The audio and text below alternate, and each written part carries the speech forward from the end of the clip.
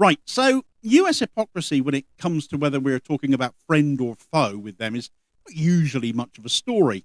We expect, my goodness, if Israel hasn't exposed it and what they can get away with in the eyes of the US, I'm not sure of what more blatant an example I could possibly point to. And in line with that view, how about on this very same day that Israel detonated 3,000 pages in Lebanon, the US decided to sanction Iran instead and do so for human rights abuses.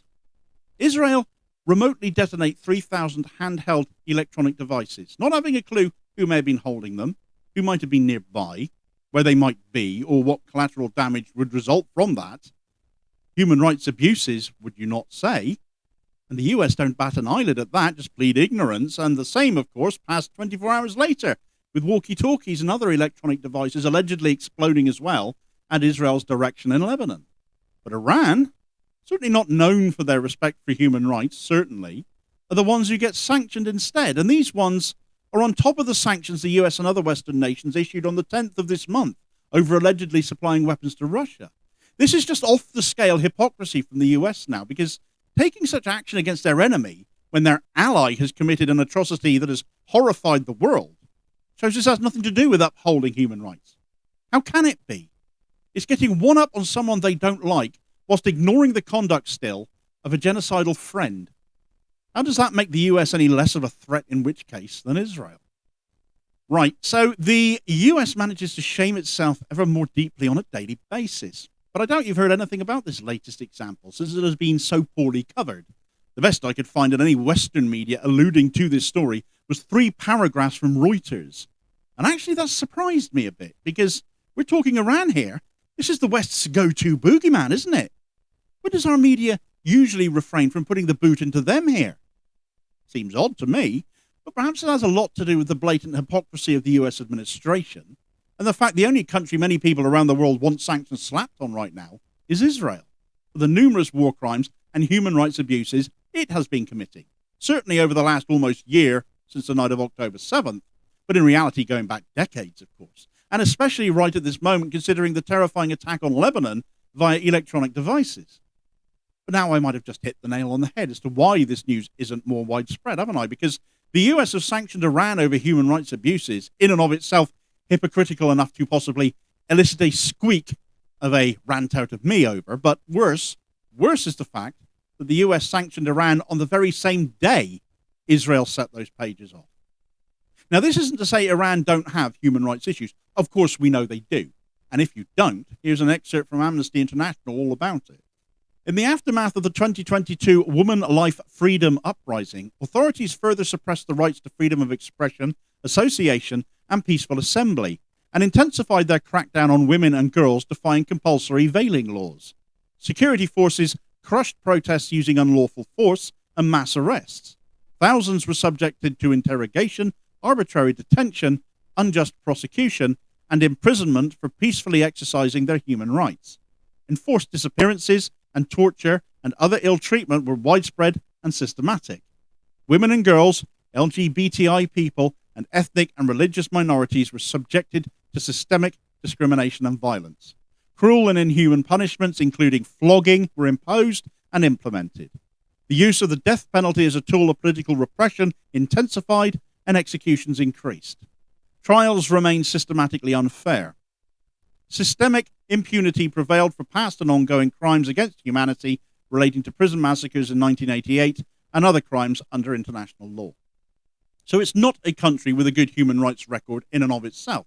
And the latest round of sanctions have been levied against not Iran itself, which might also play a part in why this story has gone somewhat underreported, but it's actually against some 500 organizations and individuals, including members of the Islamic Revolutionary Guard Corps and prison wardens, for violations of human rights committed in the name of upholding morality. You see, Iran have such a thing as morality police, or guidance patrol as they're called. Effectively, they are a religious police force because, of course, a theocratic state like Iran would have such a thing. And the timing of these sanctions has come almost 2 years to the day since the high-profile death in the custody of the morality police of a 22-year-old woman called Mahsa Amini. Amini had been arrested for the crime of improperly wearing her hijab, something that has been law in Iran since the 1979 uprising, which saw the Ayatollahs take power. Her crime was that some of her hair was visible. 3 days later, she was dead. Her cause of death officially was heart failure, because that's such a normal cause of death in 22-year-old women, isn't it? But the bruising her body suggested she was beaten, despite police denials. Medical officials and other detainees who apparently witnessed her arrest claimed she was tortured in the back of the police van. And this ended up triggering waves of protests throughout Iran as a result, which resulted in that woman life freedom movement that the Amnesty International quote mentioned a moment ago went into detail of. Protest, of course, not permitted either, as that Amnesty piece detailed, and this is what has triggered the US to impose sanctions now, apparently. But why wait 2 years to do so if you're going to cite Amini, as the US have actually brought up and mentioned? Distraction from their slavish loyalty to Israel and casting a blind eye to what they are doing in Lebanon, in Gaza, using arms the US has likely sold to them, at least in part? Well, if they wanted a distraction story, then the media didn't oblige them. The US have managed to find cause to sanction 500 Iranian individuals and institutions, yet still can't bring itself to censure Israel over a single thing, blocking any attempts to do so even. So the hypocrisy is off the charts that the US is claiming to stand up for human rights here, when clearly it couldn't give less of a toss if it tried.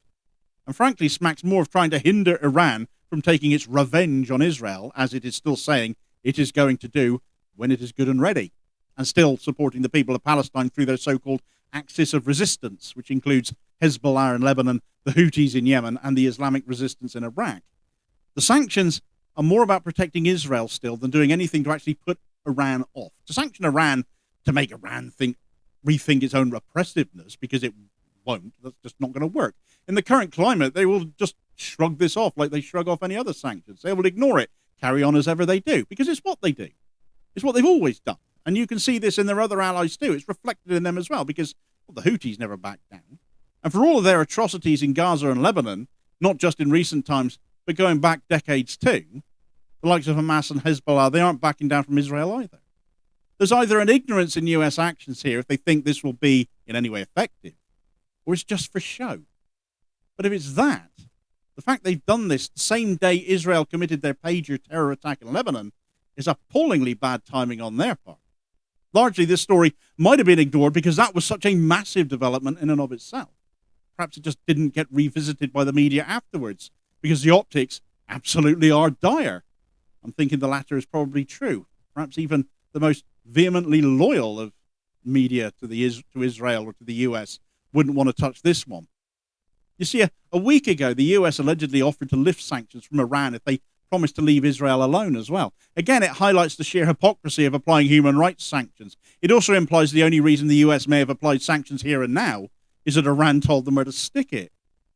The US appear very much to be using human rights as cover for sanctions against Iran to try and protect Israel, who should actually be the ones getting sanctioned into the floor for being the true terror in the Middle East right now. The media have let a massive story go, in my view, because it would massively embarrass the US over their ongoing obeisance towards the genocidal blue and white state, their resolve in standing by them, refusing to be shifted. Time can't come fast enough, frankly, for them to have a day in the dock themselves, and that day may soon actually be coming. You see, where you might have thought South Africa and those who have joined their case of genocide against Israel have been quietly working away on that case submitted to the International Court of Justice earlier this year, they've actually been up to more than that, having for months now been working on a complicity in genocide case against both the US and the UK. We here in Britain too could end up paying a heavy price for that so-called special relationship and allowing the US to set UK foreign policy far too often, especially when it comes to Israel. And if it ends up coming to a head on Keir Starmer's watch, well, that will frankly be all the more appropriate given what a massive Zionist he himself is as well. Get the details of that story in this video recommendation here as your suggested next watch, and I'll hopefully catch you on the next vid. Cheers, folks.